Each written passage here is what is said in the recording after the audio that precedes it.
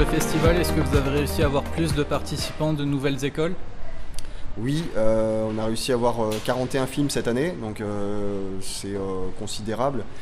C'est vrai que la première année qu'on l'a fait, c'était en 2016, on avait seulement 16 équipes, 16 films hein, sur une seule journée. Donc là, d'année en année, on arrive à augmenter hein, nos films, donc c'est pas un but absolu, on se fixe pas ça comme objectif suprême, mais enfin bon, quand ça arrive, ça fait plaisir. Donc ça fait 1800 personnes à peu près sur 2 jours. 2000 on espère en rajoutant les 200 personnes qu'on attend ce soir. Qu'est-ce qu'il y a eu de nouveau pour cette quatrième édition du Festival Actu? Qu'est-ce qu'il y a eu de nouveau? Alors on a accueilli des youtubeurs, donc ça c'est vraiment quelque chose de nouveau. On a voulu faire se rapprocher en fait deux mondes, donc le monde du numérique, le monde de l'internet, le monde de YouTube. Sa richesse incroyable, parce qu'il se passe vraiment des choses géniales avec des gens qui font des trucs de qualité en se documentant et vraiment en s'attachant à la qualité de leurs vidéos. Donc là, on a sélectionné vraiment quelques youtubeurs qui ont certains plus de 500 000 abonnés, hein, et on les a invités. Alors ils viennent de Bordeaux, Rennes ou Sarrebourg, pas loin d'ici, donc voilà, et ils sont venus sur 2 jours, 2 après-midi pour montrer un peu leur travail et puis échanger avec les élèves. Qu'est-ce qu'il y a de nouveau aussi, c'est la séance plein air qu'on aura ce soir, donc 21h30, 22h. Alors il faut qu'il fasse nuit, c'est pour ça que c'est assez tard. Mais on a voulu faire cette séance plein air, pourquoi? Parce que jusque-là, c'est difficile d'accueillir un public familial. Donc on a toujours réussi à accueillir des élèves et des jeunes. Mais c'est vrai que des adultes, c'est plus compliqué parce que forcément ils travaillent en semaine, c'est plus compliqué. Donc là, un vendredi soir, avoir quelqu'un d'autre, un public plus familial, c'était un moyen et donc on le met en place pour la première fois. Ouais. Pour la séance en plein air, donc c'est aussi important de réunir toute la famille ensemble face au cinéma. Ouais, c'est ce qu'on essaye de faire. Alors après, on est le festival Actu, donc il fallait un film qui traite d'une question d'actualité aussi. Vous verrez que le film de ce soir, c'est De toutes nos forces. Ça traite aussi de ça. C'est un film qui parle de ça et qui parle d'un sujet brûlant d'actualité. Et donc, essayer de garder un petit peu ce fil rouge tout au long de ce qu'on fait. Hein. Donc, dans les ateliers découvertes, on a aussi des gens qui accueillent et qui sont des médias. Donc, le plateau de TV8 par exemple, hein, cette année. Donc, ça a été un nouvel atelier découverte. Donc, on essaye toujours d'avoir un rapport plus ou moins direct avec l'actualité quand même. Ouais. Et du coup, vous avez dit qu'en 2016, vous aviez 16 participants, aujourd'hui 41. Vous avez rajouté le plateau radio, la séance en plein air, les youtubeurs. Comment vous expliquez cette réussite et est-ce que ça devient pas compliqué à organiser un tel festival d'une telle ampleur? Si, ça devient compliqué, mais avec le temps, on a l'expérience en plus. Donc, il y a des gens qui se rajoutent aussi. Donc, on peut se permettre de déléguer un petit peu, c'est-à-dire de gens qui vont s'occuper de ci ou ça sans qu'on regarde trop ce qui s'y fait parce qu'on leur fait confiance. Des partenaires qui nous financent aussi, qui sont plus nombreux. Donc à la fois oui, il y a plus de choses, mais en même temps il y a moins de travail sur certains aspects. Donc on peut se permettre de grandir sans que ce soit trop de boulot d'un coup. Donc, parce que ça se fait aussi petit à petit, quoi. On se dit pas l'année prochaine on va passer à 5000 personnes, non, pendant une semaine, non. Là on y va petit à petit, on se développe petit à petit, quoi. Voilà. Et vous avez déjà des idées pour l'édition prochaine de plateaux que vous pourrez rajouter? Ouais. Alors normalement, parce que et là encore c'est différent par rapport à avant, parce que avant c'est nous qui allons chercher les partenaires, là c'est eux qui viennent un peu nous voir en disant ouais c'est bien ce que vous faites et tout, on aimerait bien essayer d'être partenaire. Et donc là on a France 3 qui est venu ce matin hier et qui nous a dit ah oui on aimerait bien faire un direct au cinéma l'année prochaine, sur un 12-13 je crois qu'ils appellent ça. Bon on a dit ok, pas de problème, venez quoi, il n'y a pas de souci. Donc ouais ça fait partie peut-être des pistes de développement et puis on aimerait bien se rapprocher avec l'Allemagne, se rapprocher de l'Allemagne parce que quand même on est quand même pas loin et puis on a du mal comme ça à avoir un partenaire durable. On a déjà eu des films allemands hein, mais c'est vrai que c'est difficile d'avoir quelqu'un qui vient à chaque fois. Donc ça c'est un peu nos deux pistes creuses. D'ailleurs, il y a tous, alors je ne pense pas que vous me connaissiez déjà. Donc moi j'ai une petite chaîne de 20 000 abonnés Et donc sur ma chaîne, ça s'appelle Mycelium, ce qui fait référence au filament de moisissure qu'il y a dans le sol et duquel poussent les champignons. Donc moi je m'intéresse aux arguments moisis, parce que je considère que lorsqu'on est dans un débat, lorsqu'on discute avec des gens, on n'a pas toujours moyen d'aller vérifier si tout est vrai sur son smartphone ou sur son ordinateur, et même si on a les moyens avec les smartphones, c'est compliqué de trouver la vraie information. Et à la place, il y a certaines choses qu'on appelle dans l'esprit critique, dans la zététique, c'est la même chose, c'est les arguments moisis. Et les arguments moisis, en gros, c'est des arguments qui ne veulent pas dire que, enfin, qui ne permettent pas de savoir si c'est vrai ou si c'est faux. Il y a des arguments qui n'apportent aucune information. Et quand on n'a pas l'information, eh bien, si on ne sait pas si l'information est vraie, il vaut mieux ne pas en tenir compte. Sur les youtubeurs invités, ils ont tous un point commun, c'est de lutter contre les théories du complot sur Internet. Et c'est un peu, comment dire, l'origine de notre festival, c'est un peu ça. C'est déconstruire le discours qui existe sur Internet, qu'on a eu en 2015, puisqu'on l'a créé en 2015, autour des attentats de Paris, par exemple. Donc on a eu énormément de théories du complot qui circulaient. Et là, ce qu'on a voulu, c'est justement inviter des youtubeurs qui font que ça dans leurs matières respectives. L'astronomie, la médecine, la philosophie politique. Et donc parfois c'est assez ardu, c'est un discours, c'est quand même quelque chose d'assez complexe, mais c'est aussi un défi, c'est aussi un challenge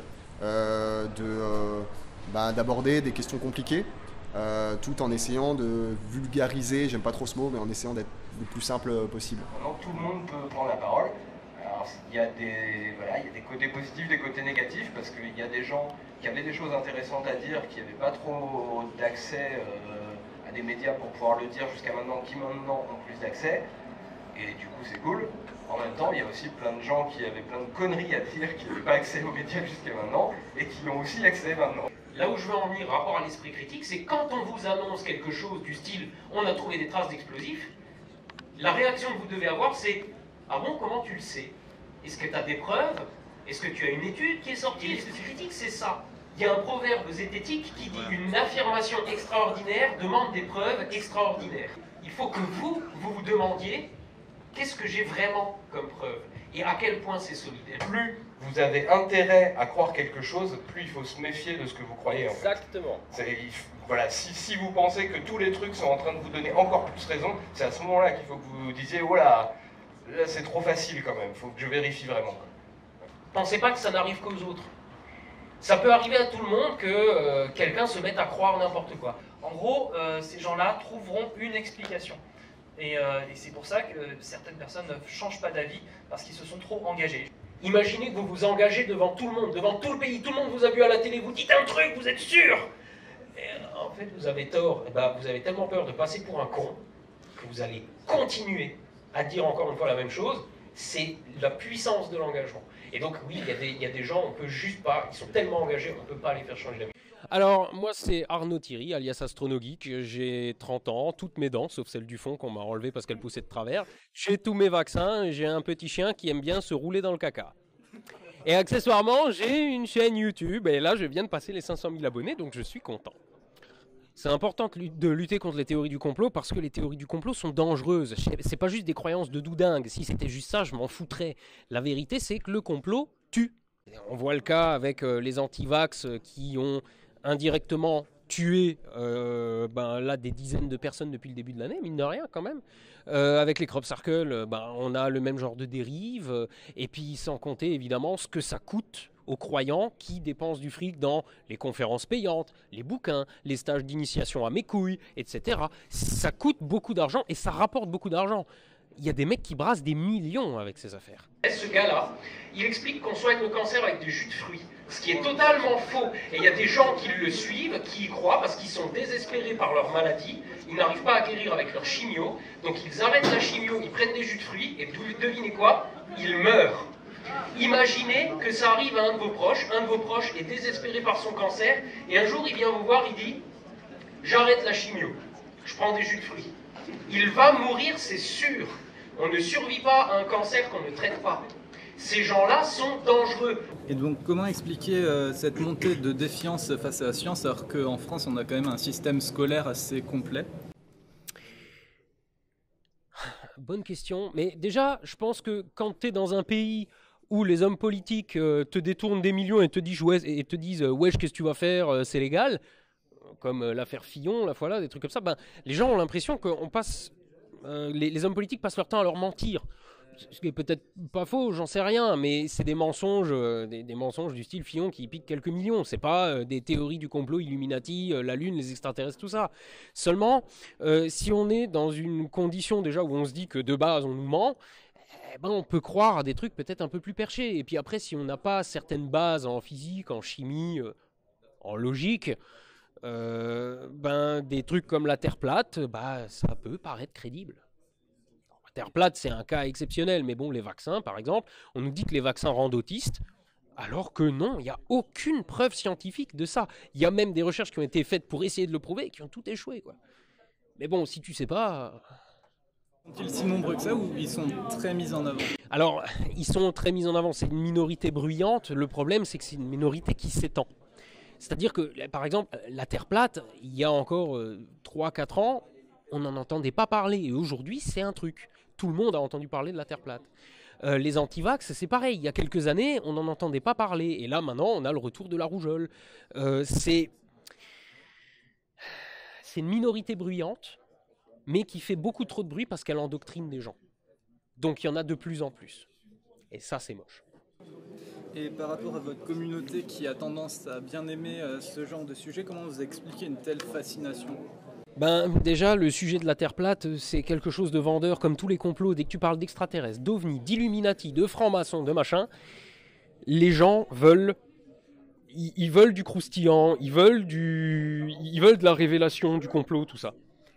Ça les intéresse, ils ont envie de croire que c'est vrai. Bon, le problème avec moi, c'est que je leur fais une vidéo en leur expliquant que la Terre est plate, et dès qu'ils sont dessus, bam, je leur dis le contraire. Tant pis pour eux, ou tant mieux pour eux, je sais pas, mais... si je fais ces vidéos, c'est parce que les gens les regardent. Il y a une vraie demande pour ces sujets-là. Mais il faut pouvoir le débunker derrière. Il ne faut pas juste leur donner ce qu'ils ont envie d'entendre, à savoir la Terre est plate et les Illuminati gouvernent le monde. Il faut montrer que c'est pas vrai. Et je trouve que c'est terrible en fait qu'aujourd'hui on soit obligé de faire des vidéos pour expliquer que la Terre n'est pas plate. Mais il y a une demande, et la vidéo sur la Terre plate, c'est je crois encore une des plus vues sur ma chaîne, si ce n'est la plus vue, quoi. C'est triste, hein, quand tu sais que je me fais chier à faire des trucs sur le fonctionnement des points de Lagrange ou des orbites, de la résonance des orbites, etc. Non, on veut que la Terre elle soit plate. C'est triste quelque part.